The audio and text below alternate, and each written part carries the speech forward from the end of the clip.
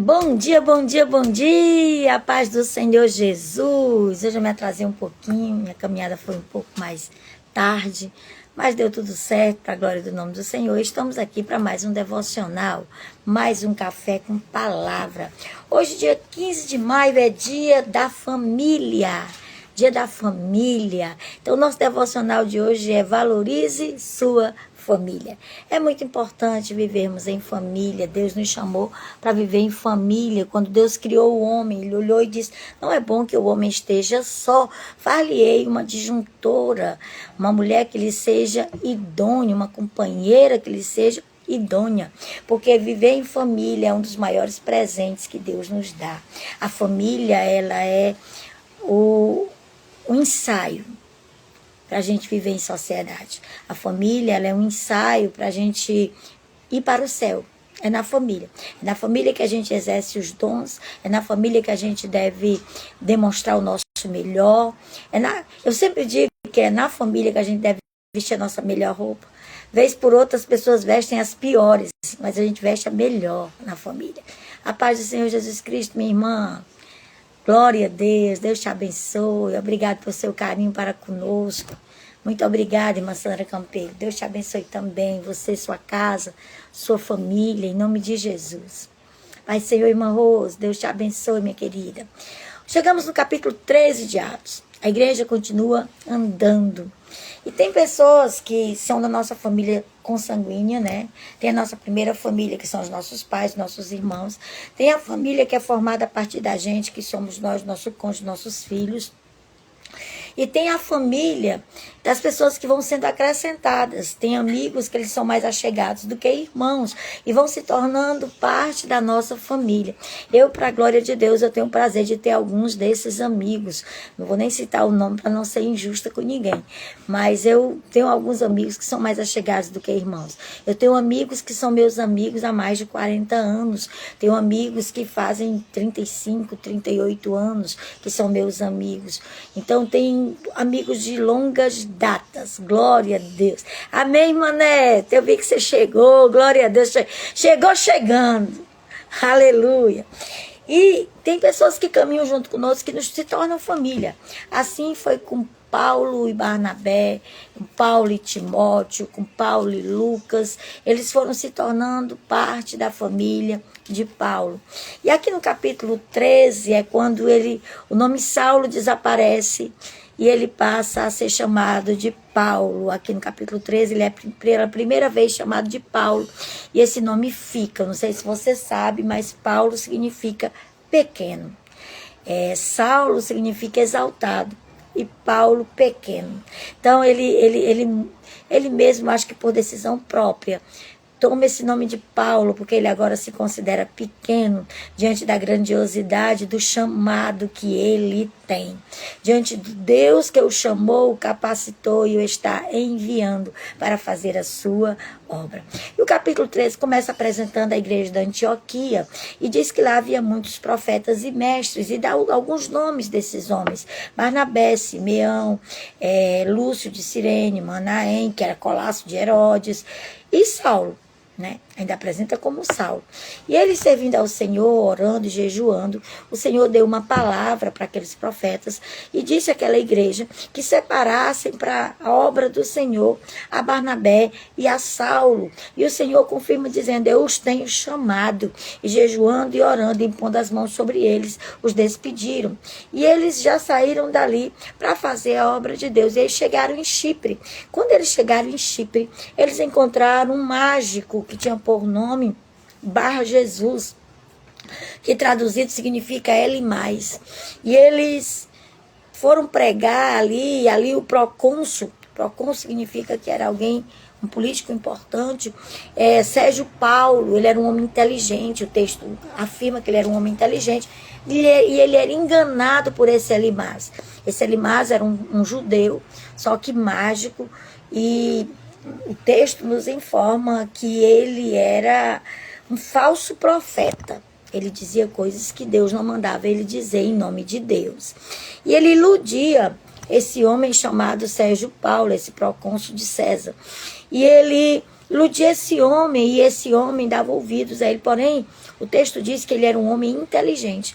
E quando ele viu a Paulo e a Barnabé, que aqui nesse versículo 7 ainda é chamado de Saulo, ele se diligenteou, ele prestou atenção para ouvir a palavra de Deus com o sentimento de querer entender. É muito importante, quando nós estamos ouvindo a palavra de Deus, nós estarmos inteiros ali. Não adianta a gente estar ouvindo e estar pensando, como diz aqui no Ceará, na morte da bezerra.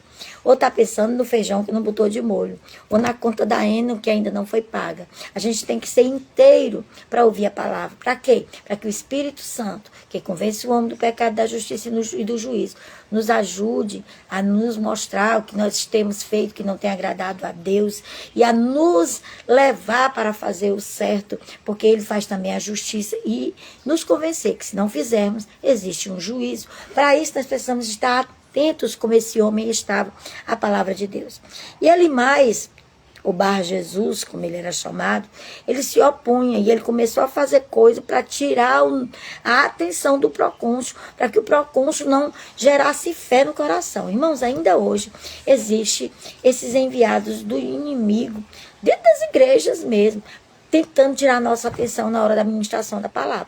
Aquela pessoa que fica todo tempo conversando, é alguém que vem lhe chamar, é o menino que passa, alguma coisa para tirar a sua atenção. Por quê? Porque a Bíblia diz que a fé vem pelo ouvir, e ouvir a palavra de Deus. Quanto mais você ouve a palavra, mais fé é gerada no seu coração.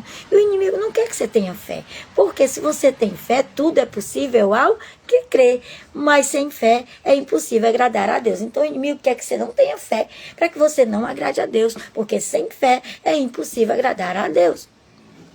Aí o versículo 9 diz que, todavia, Saulo, aí agora já diz assim, chamado Paulo, aqui ele já não é mais chamado de Saulo.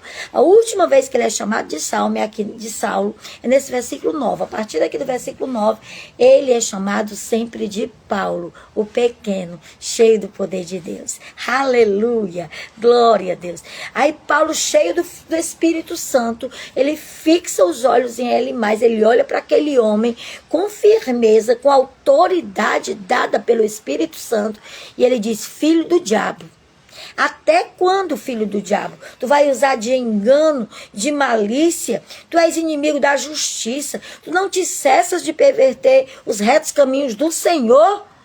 Aí ele olha para ele, pois por causa disso agora você vai ficar cego. Você vai ficar cego por muito tempo, sem poder ver o pôr do sol e nem o sol, por muito tempo. E no mesmo instante, o texto nos informa que caiu sobre ele como uma névoa e uma escuridade. E ele começou a andar apalpando, procurando quem o guiasse pelo caminho. E ele ficou cego. Vendo o procônsul, o que sucedera, vendo a autoridade de Deus na vida de Paulo, esse homem ficou maravilhado com a doutrina do Senhor. Aí se converte ao evangelho. Aí Paulo sai dali.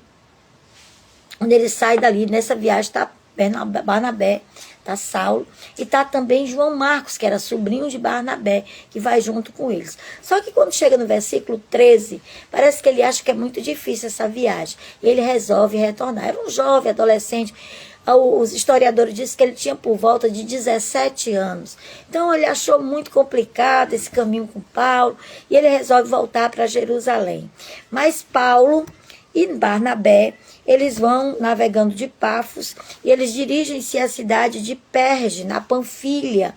E ali eles procuram logo a sinagoga dos judeus, ali na Persídia. E num sábado, eles chegam, quando chegam no sábado, eles procuram a sinagoga dos judeus e eles começam a ler os profetas e os homens daquela sinagoga dizem, se vocês têm alguma palavra para entregar, entreguem. Então Paulo toma a palavra e ele começa a pregar ali em Antioquia, a perfídia da Antioquia. Ele pede silêncio e ele faz um discurso extraordinário. Depois você lê esse discurso, que esse discurso é tremendo, esse discurso que Paulo faz aqui nesta igreja.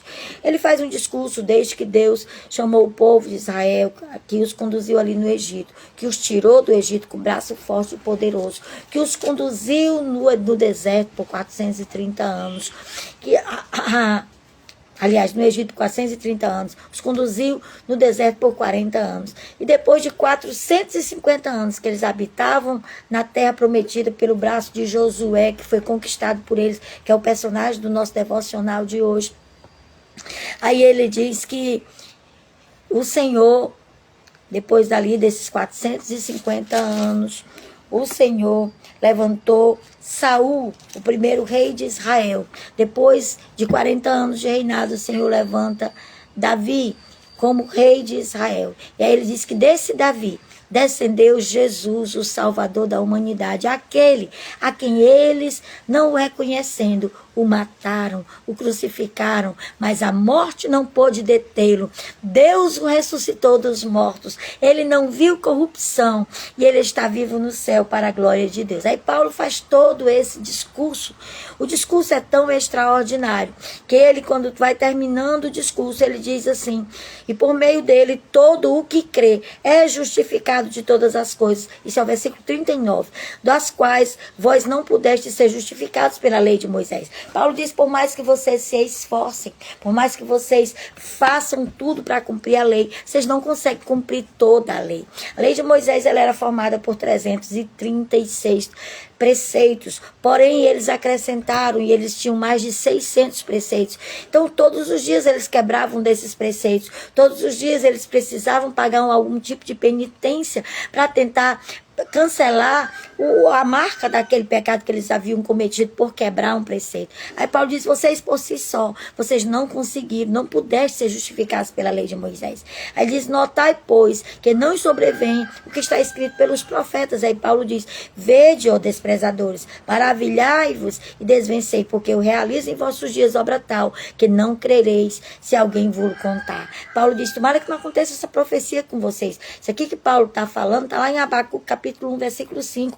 Paulo diz: tomara que não se cumpra isso, de vocês ouvirem a palavra e não crerem, porque vai acontecer que muitos vão ouvir e não vão acreditar, mesmo a gente contando. Quantas vezes nós falamos das grandezas de Deus e as pessoas desprezam, não dão ouvido, outras dizem: não, eu até que acho bonito. Tem gente que já disse para mim assim: eu acho tão bonito o seu jeito de viver, acho bonito a lei dos crentes, mas eu vou deixar mais um tempo, quando eu tiver mais velho eu procuro, sem saber que muitas vezes esse mais velho não pode chegar. Pode ser que essa pessoa morra bem antes, às vezes pessoas jovens morrerem. Nesse tempo tem morrido muitas pessoas jovens, porque existe um mandamento que Jesus falou, e Paulo escreveu, que diz assim: quem quiser viver muito tempo sobre a terra, honre pai e mãe.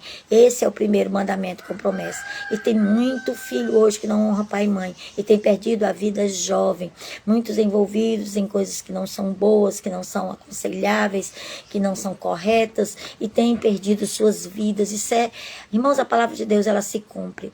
Não é tirado nem um tio, nem um cedilho. Tudo que está escrito na palavra, ela se cumpre. Bom dia, minha mãe. A bênção, a paz do Senhor. Bom dia, minha amiga Eliette. Deus te abençoe, glória a Deus.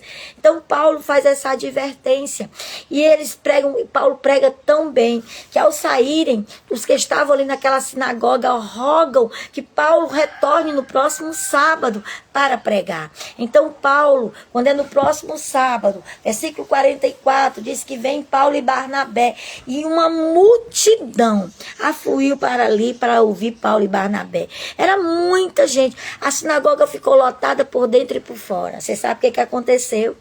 Ao invés daqueles líderes religiosos, daqueles pastores, ficarem felizes porque aquele pregador arrastou a multidão, versículo de número 45 diz: mas os judeus, os líderes, vendo as multidões, tomaram-se de inveja. Ficaram cheios de inveja, porque Paulo e Barnabé lotaram a igreja. Oh, Jesus! Isso ainda acontece nos dias de hoje, irmãos. Muitas vezes somos convidados para ministrar e pela graça de Deus, o Senhor fala aos corações e alguém elogia e já gera um ciúme no coração do pastor. Que Deus tenha misericórdia, meu Deus, de nós e deles. A neta escreveu assim: eu ainda era jovem, eu dizia, agora ainda não tenho que curtir a vida. Graças a Deus que Deus me encontrou para a glória dele. Verdade, netinha? E ainda lhe deu com vida, com força e com vigor para você servir ao Senhor.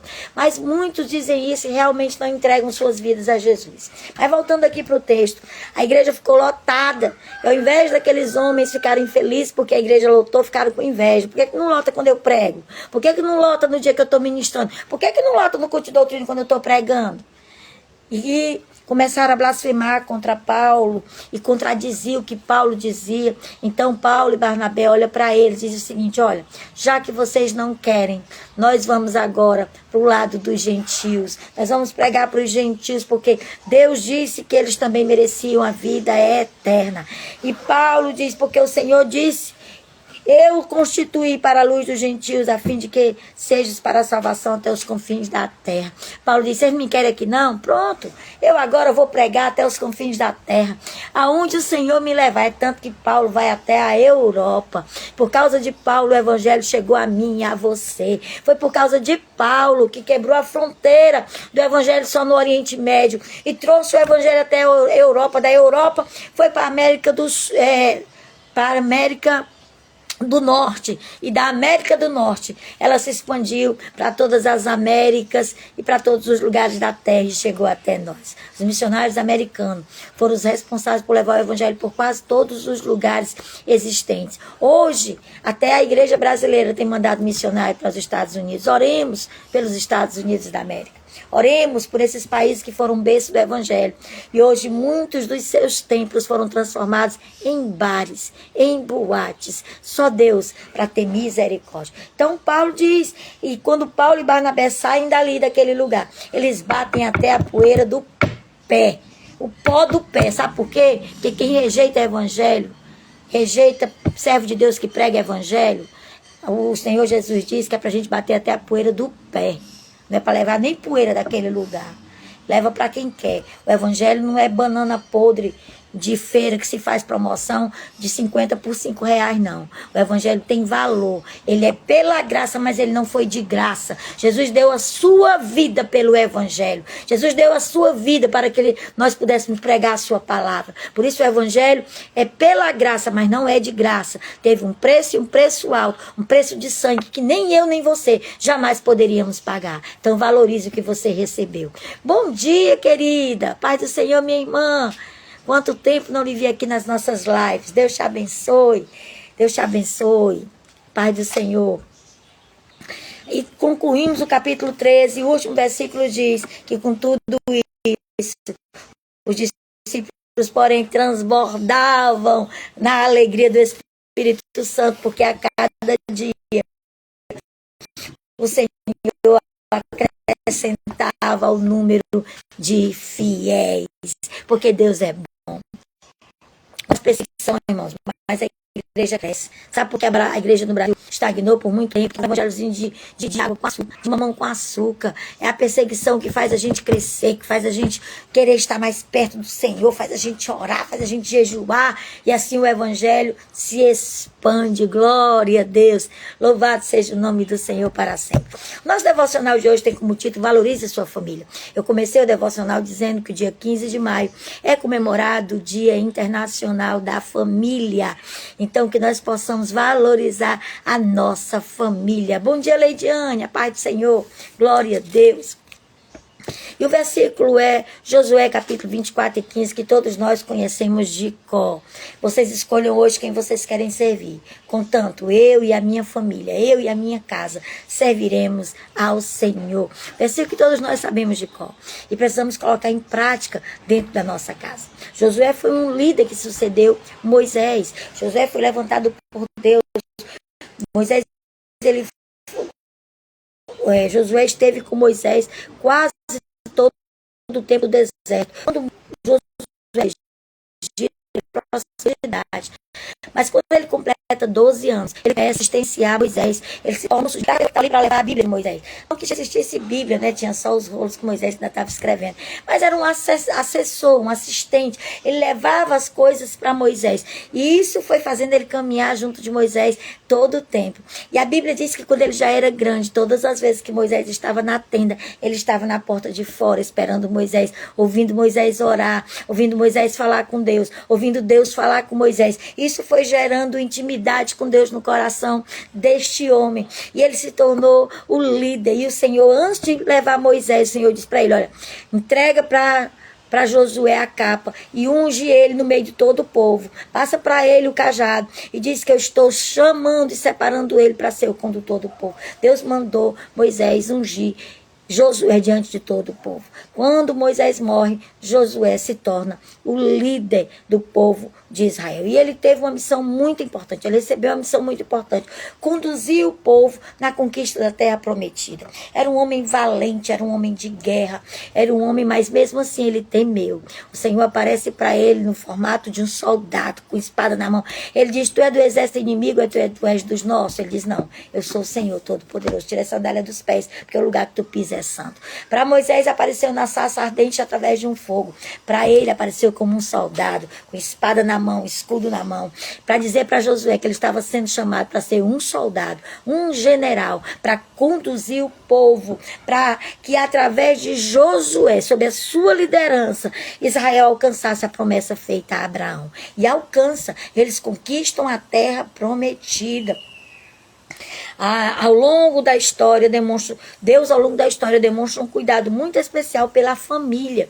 Isso fica evidente no texto que nós lemos. Josué compreendeu a importância de servir a Deus com integridade, convocou o povo a ter um compromisso com o Senhor, proclamando e dando um exemplo pessoal. Ele deixou bem claro que eles podiam escolher quem eles quisessem servir. Porém, ele, Josué, e a sua casa, ele serviria ao Senhor.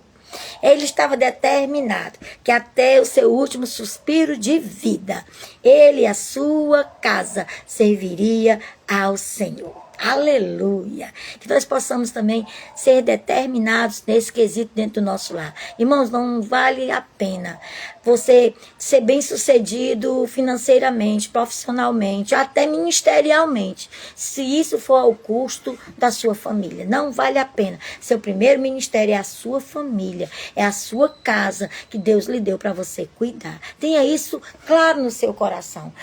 Noé pregou 120 anos. Obedeceu em tudo que o Senhor falou, construiu a arca, não salvou nenhuma pessoa daquela cidade, mas ele salvou toda a sua família. Ele colocou toda a sua família dentro da arca.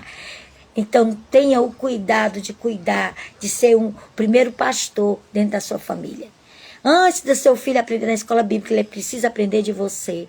Antes dele aprender na igreja, ele precisa aprender do casal, do pai e da mãe dentro de casa. Somos nós que colocamos limites e valores para os nossos filhos. Eu estive pregando segunda-feira na Assembleia de Deus, no Parque Santo Antônio, onde eu me congrego, onde eu estou me congregando, sobre os conselhos da mãe do rei Lemuel para ele ali em Provérbios 31, do 1 ao 9. É muito importante nós, como mães, darmos bons conselhos aos nossos filhos. Somos nós que formamos os príncipes e princesas que o mundo precisa. Somos nós que fazemos dos nossos filhos um gentleman, um cavalheiro, um príncipe, um homem que vai honrar sua mulher, que vai amar sua esposa, que vai honrá-la, que se for preciso vai dar a sua vida por ela. Um pai que vai ser amoroso com seus filhos. Somos nós que formamos isso. Somos nós que colocamos isso no coração dos nossos filhos. Nós precisamos ter isso bem claro na nossa vida. Hoje celebramos o Dia Internacional da Família. Não sei como é a dinâmica aí da sua casa, não sei como é a dinâmica do seu núcleo familiar, mas sei que Deus se agrada profundamente de abençoar as famílias. Como o pastor, aqui é um testemunho do pastor Júnior, eu defendo e valorizo o cuidado e o bem-estar de familiares, ciente de que este é um ambiente que recebemos valores essenciais. Eu, como serva de Deus, também defendo plenamente isso. É na família que nós demonstramos o amor. Eu sempre defendo que é na família que a gente deve usar as melhores roupas, usar os melhores perfumes. Perfume não é para quando a gente vai sair, perfume é para a gente ficar em casa, para agradar aos que estão próximos de nós, para ter um cheiro gostoso, que preenche enche o ambiente. As melhores comidas não são para oferecer para as visitas, são para oferecer para os nossos. Então faça o melhor pela sua casa, pela sua família. A convivência nem sempre é fácil, irmãos. Não é fácil a gente conviver. Apesar dos filhos serem nossos filhos, eles têm o seu próprio temperamento, eles têm a sua própria personalidade, eles pegam coisas de mim, coisas do meu marido, coisas do meu pai, coisas da minha mãe, coisas da minha sogra, coisas do meu sogro. Então, eles são diferentes, mas nós temos que ir nos adaptando e mudando e conciliando e fazendo com que a presença de Deus seja real dentro da família. A convivência nem sempre é fácil, mas o amor e o perdão sempre devem falar mais alto dentro da nossa família. Não deixe o sol se pôr sobre a vossa ira, é o conselho do apóstolo Paulo. Não deixe. Faça perdão rapidamente, não durma com raiva de ninguém. Reconcilia-te para que haja paz dentro da tua casa. Às vezes filhos vão embora de dentro de casa porque os pais não têm a capacidade de pedir perdão ou de perdoar um ato que os filhos fizeram. Às vezes passam anos distantes, os pais sofrendo. Então se reconciliem, façam o seu melhor dentro da sua casa, dentro da sua família. O pastor conta um testemunho aqui que ele disse que na casa dele, a Michele e ele procuram, que é a sua esposa, transmitir aos nossos filhos valores do reino de Deus, dando a eles orientações com base na Bíblia. Em nosso lar, todos os dias, falamos que amamos uns aos outros. Isso é muito importante. Aqui em casa também, o Piero vai sair, eu digo, eu te amo, meu amor. E ele diz, durante o dia, ele manda mensagem para mim, eu dou para ele. Digo para os meus filhos, quando vão dormir, Deus te abençoe, eu amo você. Porque é importante saberem que são amados. Eles sabem, mas eles querem ouvir. É importante, até porque muitos deles, a gente não sabe qual é a linguagem de amor deles. A linguagem de amor deles pode ser palavra de afirmação. Então, isso vai fazer muito bem para eles. Então, diga que ama a sua família. Tenho certeza de que, assim como na minha família, sua família também não é perfeita. Nenhuma é, irmãos.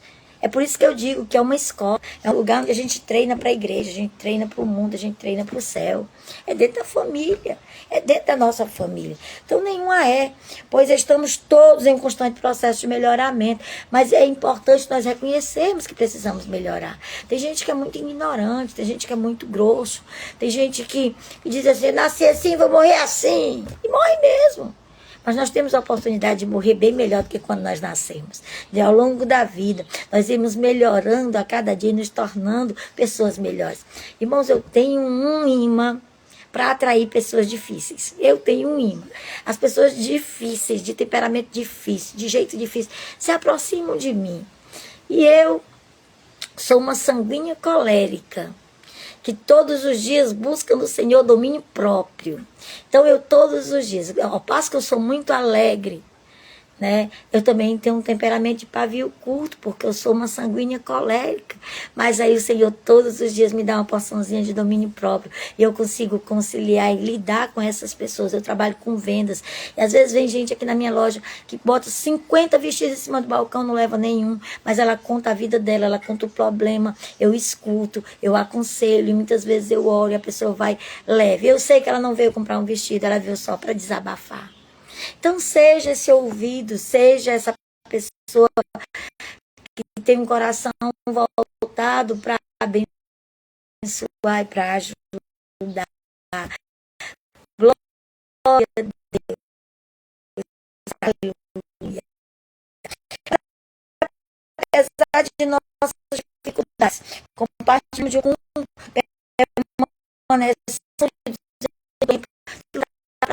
e bem, Maria, são dois. Os filhos vão casar, vão para sua casa, vai ficar só nós. Vale a pena você colocar numa sacola cada errinho e ficar no rosto. Joga no mar do esquecimento. Vive um novo dia. Aproveita o melhor que Deus tem para você. Em casa nós servimos ao Senhor em novidade de vida. Nós temos uma vida com Deus agora. Aleluia! Então, mesmo diante das diferenças, esteja sempre pronto a perdoar, a reconciliar-se, a amar. O amor cobre uma multidão de pecados, a Bíblia diz. Valorize sua família. E nesse dia, hoje, especial, tire um tempo de qualidade com a sua família. Faça um café. Se todo mundo trabalha à noite, faça um jantar. Na igreja hoje, fique com a sua família. faça um jantar e reúna a sua família. Diga, olha, eu estou reunindo vocês, hoje é o dia da nossa família, e eu quero agradecer a Deus por uma família. E diga assim, olha, eu e a minha casa servimos ao Senhor. Ainda que não sirvam ainda, profetize dentro da sua casa. Seja boca de Deus dentro do seu lar. Mesmo longe, sempre haverá um jeito de fazer próximo, de demonstrar amor.